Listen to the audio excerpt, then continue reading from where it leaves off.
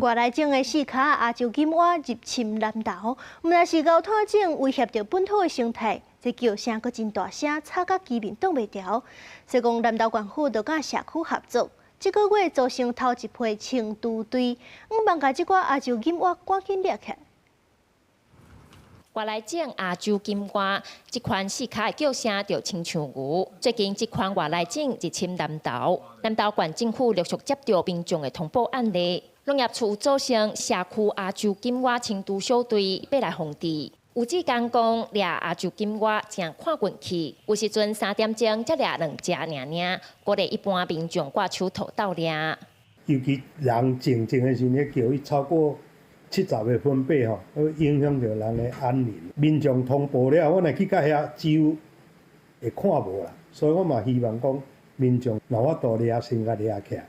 亚洲金蛙定拢伫暗时活动，尤其落雨天，搁较会走出来。一届上济会当生25000粒卵，而且通活6年。南投市社区亚洲金蛙清除小队，这个月甲单出勤8届，掠超过20只，按算的执行到10月底。